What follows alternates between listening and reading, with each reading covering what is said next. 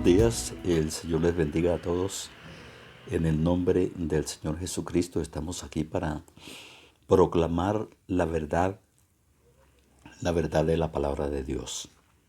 Eh, Ninguno puede desconocer los tiempos que estamos viviendo.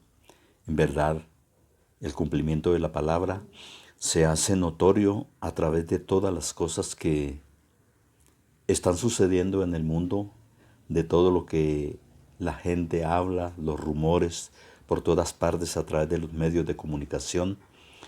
Entendemos de una manera clara que confirma, digamos, la palabra del Señor de que los tiempos que estamos viviendo son los tiempos finales. Bueno, Dios a través de sus siervos, especialmente pues refiriéndose a el tiempo en que vivimos la última generación, no nos deja sin la información, sin el conocimiento de las cosas que suceden, que han de suceder, que están sucediendo. En la segunda epístola del apóstol Pablo a Timoteo encontramos la descripción de el comportamiento y la conducta de las personas en el último tiempo. Y pareciera que se refiere a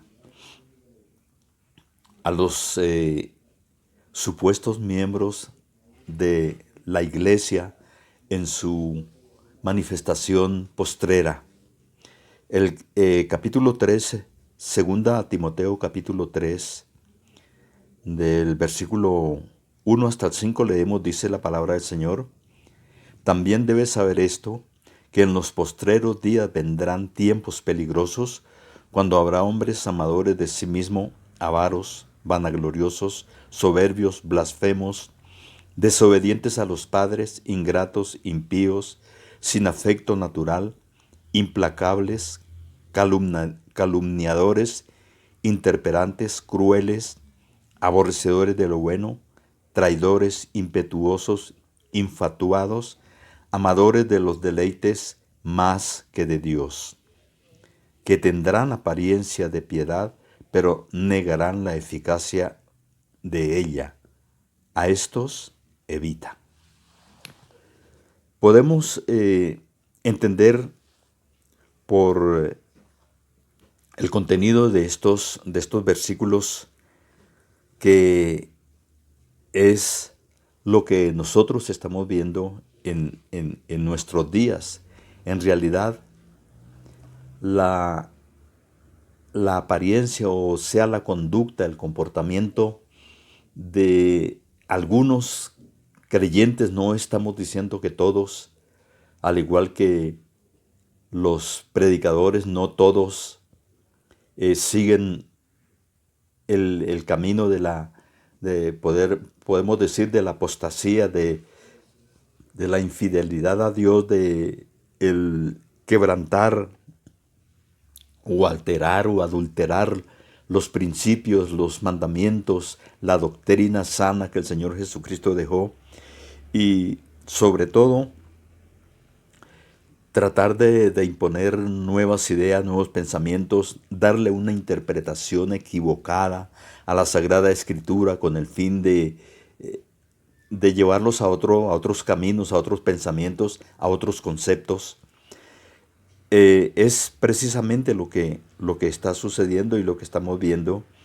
Y una de las cosas que nos ayuda y que cada uno debemos tener en cuenta es el afirmar nuestra fe en la palabra de Dios, en las escrituras, especialmente, pues digamos, lo que concierne a nosotros, el Nuevo Testamento o Nuevo Pacto de Dios, a través de la manifestación de nuestro Señor Jesucristo, a través de su sacrificio, que es precisamente lo que concierne a la última generación y a todos los que creemos en el Señor Jesucristo en todas las naciones, en todo el mundo.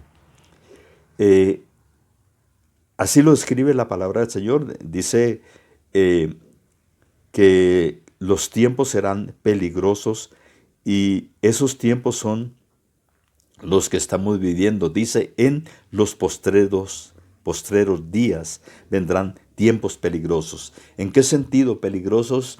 En el sentido de que no se vive, no se, no se retiene una sana doctrina, sino que por el contrario, las personas prestan atención, prestan oído a todo mundo y a todo mundo le está creyendo y están optando por una forma de vida con una apariencia de cristiandad que realmente en el fondo no se está viviendo. Así que esa es la condición de las personas, de la gente que dice creer en Dios, su carácter, sus pensamientos, su forma, su manera de actuar, sus razonamientos, sus actitudes, su comportamiento, sus procederes, su manera de reaccionar frente, digamos, a un reclamo, frente a una observación, de la manera que se levanta, que responde, son cosas que dan a entender lo que hay dentro de ellos. Eh, de estas cosas es que está llena la iglesia, el mundo.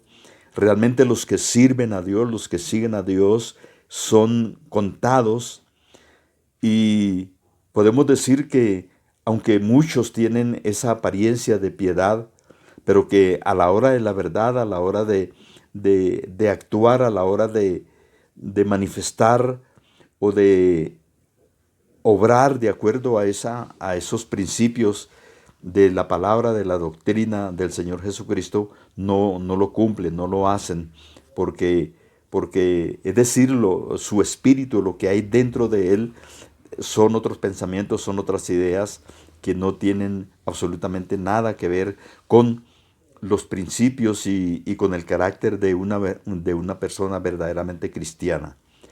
A Timoteo se le recomienda de, de observar, de tener en cuenta en el versículo 10 de 2 Timoteo 3, dice, pero tú has seguido mi doctrina, conducta, propósito, fe, longanimidad, amor, paciencia. Todas estas cosas son propias del carácter de la doctrina, del carácter de Jesucristo, de la sana palabra del Señor. Así que estas cosas tienen que notarse en la vida del cristiano, en la vida del siervo de Dios, en la vida de la persona que pertenece. Dice la Sagrada Escritura en 2 de Timoteo 2:19, dice que el fundamento de Dios está firme teniendo este sello, que el Señor conoce a los que son suyos y que todo aquel que invoca el nombre del Señor se aparte de toda iniquidad. También en el Evangelio de Juan, en el capítulo 10, el versículo 11, allí habla donde el Señor dice que yo conozco mis ovejas y las mías me conocen. Entonces, hay un remanente del pueblo de Dios dispersado en todo el mundo, en todas las naciones, a los cuales pertenecen al Señor. Estos que son fieles, que son firmes, que tienen el temor de Dios, que tienen el Espíritu de Dios, que viven de acuerdo a la voluntad de Dios y andan en el Espíritu. Dios los conoce y ellos conocen a Dios. Así que en esta condición o en este caso, nosotros no tenemos que estar diciendo, bueno, esto será un cristiano verdadero, será un cristiano falso, será que está aparentando ser cristiano.